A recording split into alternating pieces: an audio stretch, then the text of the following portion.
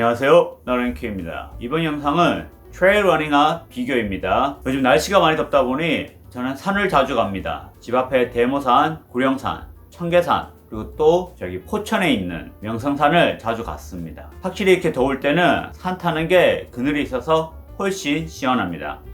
올해는 제 기준에서는 상당히 많은 트레일 러닝화를 신어봤습니다. 물론 좀 더 전문적인 트레일 러닝화는 올드 트레일에 가시면 보실 수 있습니다. 제가 신어봤던 트레일 러닝화 중에 4가지를 오늘 비교해 보겠습니다. Reebok Float Ride Energy 4 Adventure, 다음 주에 발매되는 신상입니다. 호카 텍톤 X, 호카 트레일 러닝화 중에서 최상급 제품입니다. 호카 스피드 고트 5, 명불허전이죠. 가장 많이 사람들이 신고 있는 트레일 러닝화입니다. 그리고 브룩스가 남긴 유산 칼데라 6입니다. 이 신발들의 장점과 단점에 대해서 알아보겠습니다.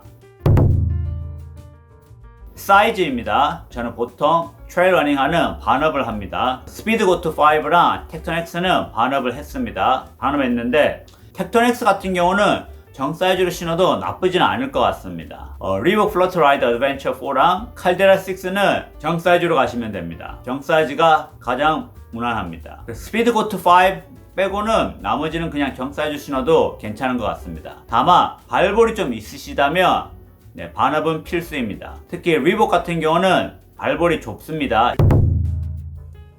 트레일 러닝화는 그립감이 상당히 중요합니다. 오르막은 그렇게 문제가 안 되는데 내리막에서 이 그립감이 잡아주지 못하면 참 위험합니다. 그래서 제가 로드 러닝화 같은 경우는 쿠션을 제일 많이 본다면 트레일 러닝을 하다 보니까 쿠션도 중요하지만 이 그립감을 무시할 수가 없었습니다. 어드벤처 4 이 제품 같은 경우는 그립감이 정말 마음에 들었습니다. 다만 내리막길에서 조금 미끄러웠는데 힐 쪽이 살짝 미끄럽습니다. 앞쪽 카본 러버에서 오는 그립감은 정말 좋은데 뒤쪽이 살짝 아쉬웠습니다. 텍톤 X 같은 경우는 잘 모르겠습니다. 비브람 메가 그립이 들어갔기 때문에 상당히 좋아야 합니다. 내리막길에서 저는 살짝 미끄러운 느낌이 있었습니다. 스피드 고트 5, 이 제품은 그립감이 정말 좋았습니다. 진짜 아쉬운 거는 약간 내구성이 좀 안 좋은데 그래도 그립감 하나만은 진짜 최고였던 것 같습니다. 칼데라 6, 이 제품 같은 경우도 그립감이 무난했지만 젖은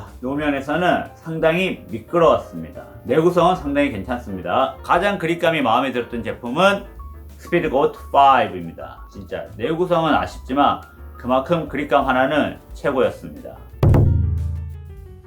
어퍼입니다. 어퍼의 착화감은 4제품 다 괜찮긴 괜찮았습니다. 근데 이 중에서 가장 통기성이 좋았던 제품은 Float Ride Energy 4 Adventure였습니다. 나머지도 통기성이 나쁘진 않는데 이게 가장 좋았습니다. 그리고 통기성이 가장 나빴던 제품은 칼데라 6입니다. 아무래도 어퍼가 두꺼워서 그런지 그렇게 나쁜 편은 아닌데 가장 더웠습니다. 프로텍션, 토가드의 보호는 확실히 리복 제품이 가장 좋았습니다. 이 특이하게 생긴 이 토가드가 정말 좋았습니다. 그 다음으로 프로텍션이 좋았던 제품은 칼데라 6였습니다. 칼데라 6도 상당히 위에가 잘 나왔습니다. 어퍼에서의 만족감은 리복이 가장 뛰어났습니다. 통기성도 좋았고 가벼웠고 그리고 딱 필요한 토가드가 좋았습니다. 다만 이런 보호를 좀 더 원하신다면 칼데라 6가 가장 나았습니다. 진짜 탱크처럼 튼튼하게 나왔습니다.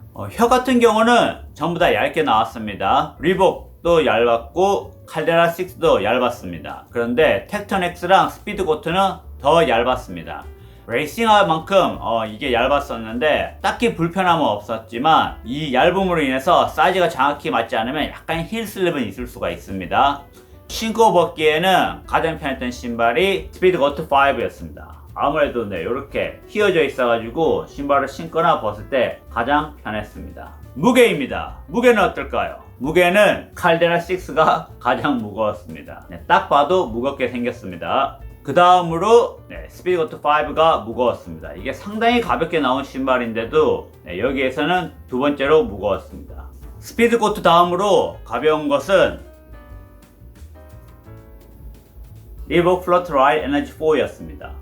저는 이 제품이 더 가벼운 줄 알았는데 무게를 재보니까 이 텍톤 X가 더 가벼웠습니다. 최상급이다 보니까 정말 신발이 잘 나온 것 같습니다. 무게는 텍톤 X가 가장 가벼웠으며 칼데라 6가 가장 무거웠습니다.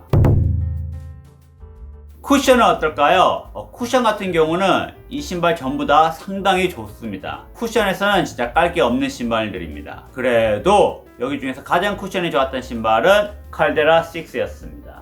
DNL 로프트 V3 이 쿠션감 탱탱합니다. 탱탱함이 정말 좋았습니다. 발바닥 보호 또한 정말 좋았습니다. 가장 발바닥 보호랑 쿠션이 좋았던 신발입니다. 이 제품 같은 경우는 완전 쫀득쫀득합니다. 쫀득쫀득해서 느낌이 상당히 좋습니다. 다만 이제 돌 같은 거 이런 거 밟았을 때 발바닥에 느끼는 피로감이 좀 높았습니다. 텍톤엑스랑 스피드고트 5는 무난했습니다. 돌 같은 거 밟았을 때 느낌은 텍톤엑스가 좀 더 적었고 그 다음으로 스피드고트 5였습니다. 그래서 이 네 제품 다 쿠션은 정말 만족스럽습니다. 다만 돌 같은 걸 밟았을 때 가장 느낌이 없는 제품은 칼데라 6, 가장 느낌이 많았던 제품은 어드벤처 4였습니다.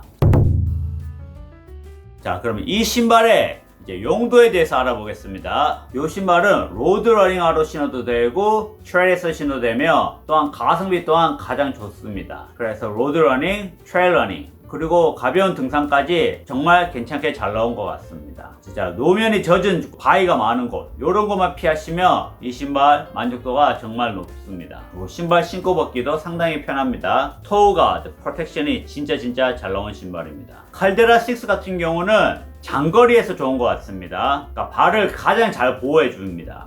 쿠션도 가장 많고 다만 무겁기 때문에 단거리보다는 장거리용으로 좋은 것 같습니다. 자, 무게만 좀 더 가벼웠으면 진짜 좋았을 텐데 여기 있는 제품 중에서는 가장 무거웠습니다. 그립감, 젖은 노면에서 그립감은 살짝 아쉬웠습니다. 텍톤엑스 가장 가벼우면서 카본 플레이트까지 들어간 정말 좋은 신발입니다. 다만 트레일 러닝 입문자에게는 가스펙인 것 같습니다. 그러니까 신발 자체는 잘 나왔지만 진짜 빠른 레이싱으로 달리지 않는다면 이 신발의 장점을 많이 느낄 수는 없는 것 같습니다. 그래서 고수분들에게는 참 좋은 신발이 아닌가 싶습니다. 스피드고트 5 명불허전이죠. 많은 분들이 사랑하는 스피드고트 이 신발은 제가 가장 추천할 수 있는 신발인 것 같습니다. 무게 제일 가볍지 않습니다. 쿠션 제일 푹신하지 않습니다. 가격 제일 저렴하지 않습니다. 그런데 이 신발은 골고루 참 잘 나왔습니다. 그러니까 하나가 특출난 건 없지만 하나가 모난 게 없습니다. 단점이 크게 없다 보니까 저는 괜찮은 것 같습니다.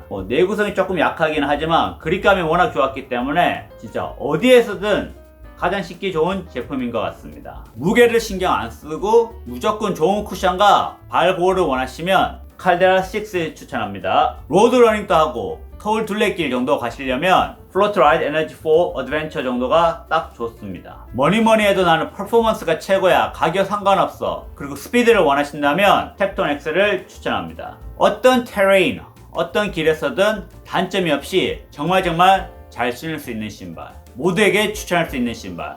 초보나 중수나 고수가 다 신을 수 있는 신발. 바로 스피드고트 5입니다. 여러분은 트레일 러닝화 어떤 거 신고 계신가요? 여러분이 가장 추천할 수 있는 트레일 러닝화는 어떤 것인지 댓글로 알려주시기 바랍니다. 그럼 오늘 영상은 여기까지입니다. 그럼 다음 시간에 뵙겠습니다.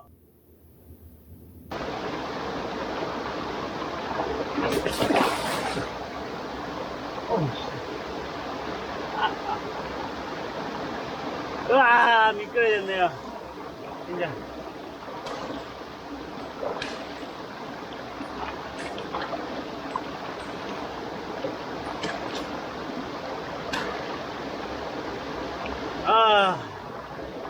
시원합니다.